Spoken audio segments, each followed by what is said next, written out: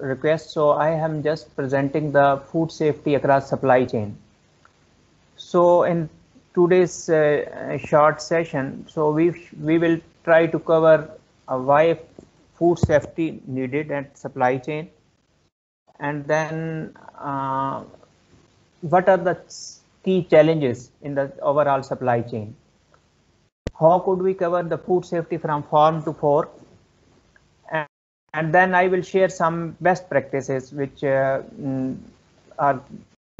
creating a lot of system development, either from the multinational companies or academia. And then how could we improve food safety across the supply chain with the collaborative approach from industry, academia, and regulatory as well. So right, start from the Holy Quran. So if we look and we study in this perspective, so all the system, all the whatever the world has learned till today, it's all available in Holy Quran. And as you can see, I have mentioned this ayat here: eat of what is lawful and good, safe food on earth. And then if we look around hadith, there are a lot of guidance on every aspect, each risk assessment, like man ghasha falaysa minna, कि जिसने मिलावट की वो हम में से नहीं. And we can see around these all the basic risks which are creating problem nowadays. And almost similar from the codex, similar guidance available. So why food safety? Food safety, very important public health issue. And if we look around the world, and we don't have database everywhere, but some of developed countries have very strong database.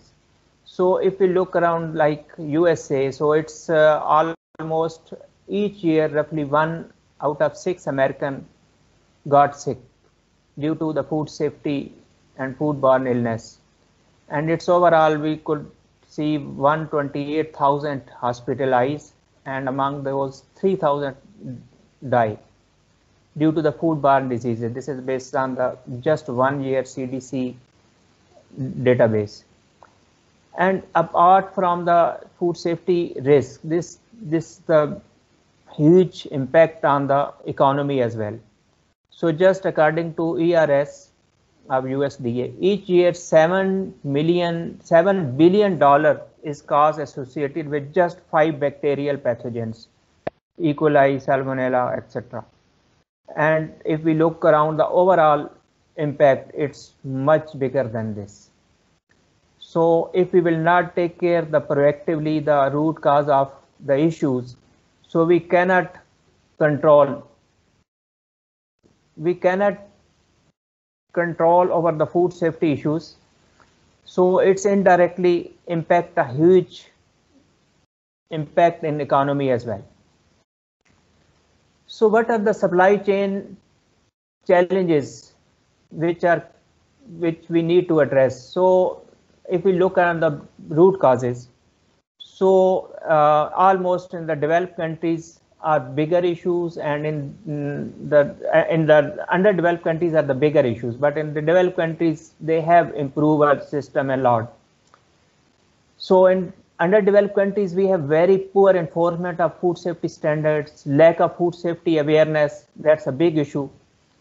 Our laborers and the food workers are not trained on the basic GMPs and basic food safety systems. Then we have poor processing facilities, lot of risk associated due to just poor processing facilities. Then poor transportation and handling, lack of refrigeration, water quality issues we have everywhere due to the especially industrialization and industry revolution. So now the water quality issues are the big issue in most of the part of the world. Then the environment monitoring, bad storage practices, and nutrition laws. So who is the responsible? We couldn't say any one body. So it's could we say regulation, manufacturers, farmers, food supply chain, supermarkets, consumer, actually everybody is take a part. So if just look around the overall supply chain function, so it start right from the raw materials. Then if suppose on the raw material stage and the food origin we cannot control, so we cannot, and there are some big issues and big food safety risks, so we can't control in the next and at the factory level. So at each step, like from raw material, then food processing and manufacturing sites, then the packaging materials from where they are coming on and what are the sources of contamination, we need complete risk assessment. Then warehouse and distribution, there are big issues like pest management, and in the distribution there are the temperature controls, logistics and exports, and then the retail, even on the markets, in the trade. In the trade, food safety is has equally important as we are looking for the manufacturing sites. So till the consumers, even the consumers awareness, it's very important. And today's lot of our presenter had talked about the COVID situation, and actually the COVID situation has created a lot of awareness.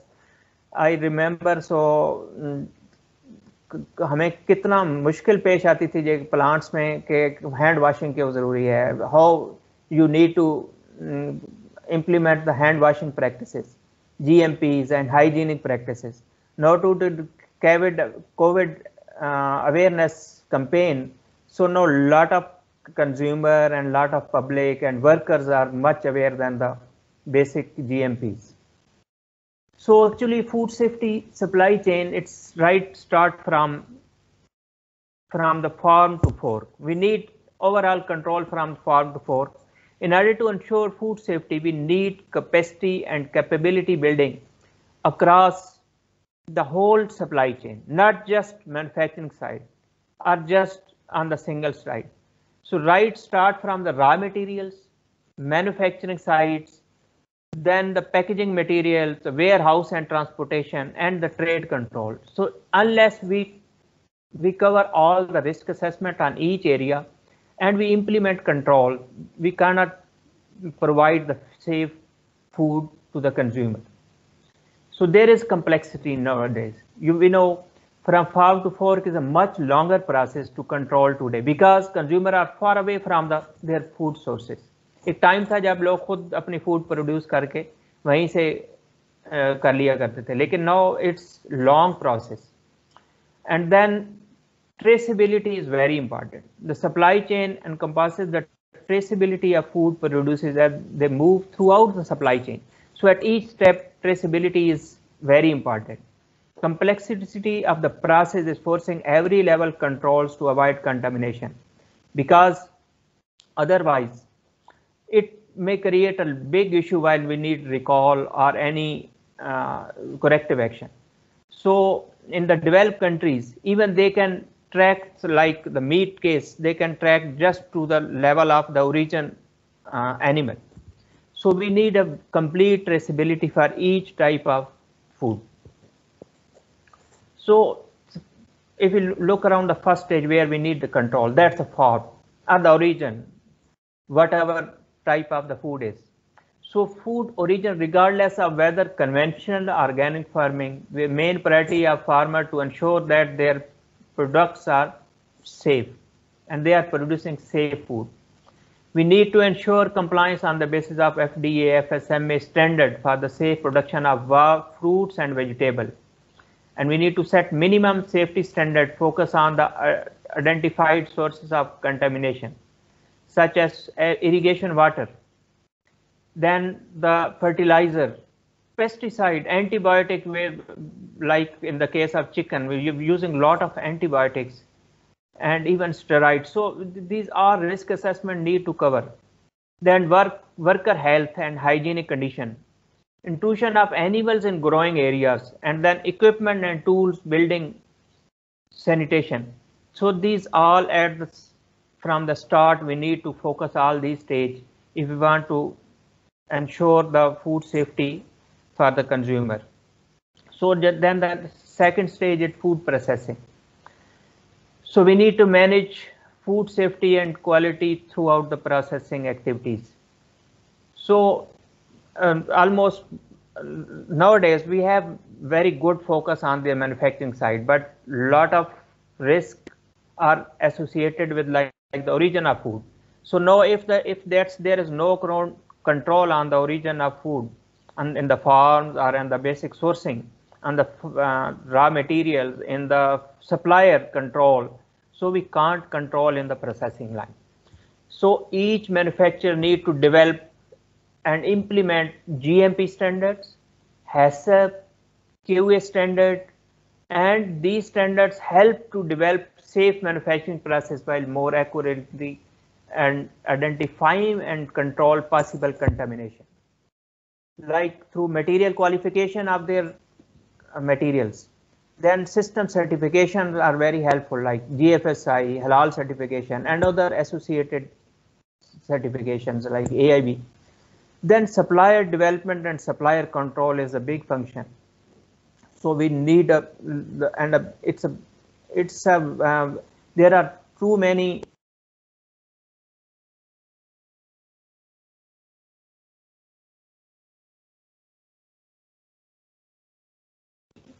process need.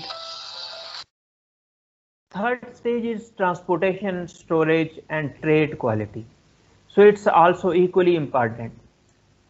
So third party nowadays, as we all know, the third party logistic provider, distribution center and warehousing also responsible. And all big multinational companies has approval process for these transportation system as well to avoid all cross contamination, and they have standard and SOPs for the transportation. In order to prevent food safety hazard, supply chain approved storage and transportation operations focus on monitoring and tracking of proper procedure, which includes all the risk-based analysis like temperature control, humidity control, atmosphere handling conditions, and other associated risk control as per risk. As we know कि जो common logistics services चल रही होती हैं, तो वहाँ पे अक्सर जो ट्रक ड्राइवर्स हैं वो अपना स्पीड एनहांस करने के लिए और उसको बढ़ाने के लिए वो बाज़ औक़ात लॉन्ग डिस्टेंस पे बंद कर देते। टेम्परेचर तो जो खासकर फ्रोजन स्टोरेज कंडीशंस मेंटेन करना है, अब उसको जो अगर ट्रेन नहीं है, उनका स्टाफ ट्रेन नहीं है, तो it could create a big problem. Then consumer consumption. Consumer consumption is and consumer awareness and equally important, and this COVID situation has created a lot of awareness on immunity on consumers and the food nutrition levels. I think this will change our consumer style, and consumer risk will be minimized in future due to this all awareness campaign. Many foodborne illness at consumer level direct result of like inadequate heating during a preparation, food being left too long at room temperature, cross contamination between cooked and raw foods, and then the contamination during preparation. So we need very strict handling and preparation standard at consumer level, and is it as much critical as like in the manufacturing and origin. So this like the food Pakistan Food Scientists Society is creating a lot of awareness, and through these webinars and campaigns, these are very helpful in this regard. Then I would like to share some best practices which a lot of multinational companies and are practicing. Like one is the 3-dimensional quality. So like food safety, plant quality, and trade quality. So each need to have strict KPIs. Like in trade quality, what are the risks? Like the temperature exposure, sensory issues, packaging issues. So these all like multinational companies have KPIs, and monitoring these all on the basis of third-party sampling and from the trade. Similarly, as they are using from the plant quality data. And similarly in the food safety side, like the audit score, the food safety risks associated, their water testing. So these all parameters and the quality system should cover these all. Food safety and quality system have complete three-dimensional perspective to control all risks associated with food safety, plant quality, and trade quality. Then food safety culture is very important, and as we know, the organization cultures are created by leaders. So at PSFST forum, so these all leaders are leading all the food industries. So they could create a big change in the overall food safety system. And we need to, like, it's food safety, could not be created by a single person. It's like we need to change attitudes, values, practices, and how do we do the things. And like there are so many things like the motivational cultures, the rewards and reward system, rewards and recognition program. Some companies have like the best employee of the month, best food safety champion, and they just create, in order to create the food safety culture, they have some sort of prizes and some nomination. So these sort of activities can be helpful for the food safety culture. So what is happening when no one is watching? That's a culture. That's not like someone is controlling and they are at on the audit day, everything is right. But what they are doing when nobody is there, no auditor is there, so we need to implement these all fundamental habits, values, and attitudes among the culture. It's how we do the things in our organization. And another thing is, which is very helpful to create the culture, and I would really recognize all professionals associated with the HES GFSI certification and the audit bodies who created that food safety culture in the real spirit. Like if we just, I have shared this overall on the supplier GFSI certification, like in the past 4 or 5 years, almost this is just for our company's overall supply chain, our supplier certification process. So almost now we have 100% our supplier are GFSI certified, and these are certified by very credible bodies who are in real sense work.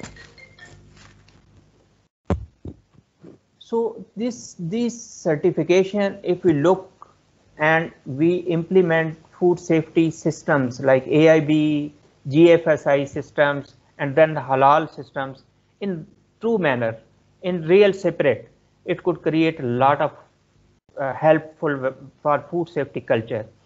But not just for some organization just doing for audits, creating the document just for auditors and just for the audits. That's not helpful. So if you want to create a food safety culture and in the real way, the food safety system, it could create a lot of, I think it's a lot of credibility among the supply chain. Then I would like to just our food safety supplier quality assurance program, which is 7-step SQA program. So we just start from the material packaging risk assessment. So what type of risks are associated with each material and each packaging risk. Then we develop a specifications. Then we supplier pre-screen, which supplier is capable to produce that type of material without any risk. Then it's a step material packaging qualifications. So there are experts involved in each material to ensure the food safety compliance, quality compliance, and scientific and regulatory compliance. Then compliance verification, facility SQ audit, and GFSI certification. So these are like on the basis of high risk, medium risk, low risk. Like high risk plants are audited twice in a year, and then the surprise audit as well. And then the medium risk, like after 2 years. So there are all the system in place to ensure that our supply chain is managing well. Then supplier approval activities and the regular performance management and the third party testing from the accredited lab and the supplier audit through GFSI, then supplier audit through the company owned resources. So these all type of system ensure that all the raw materials and packaging materials are meeting food safety and quality standards. And this system is very helpful. So most of the multinational companies, and I would appreciate the all multinational companies, those develop a lot of suppliers here and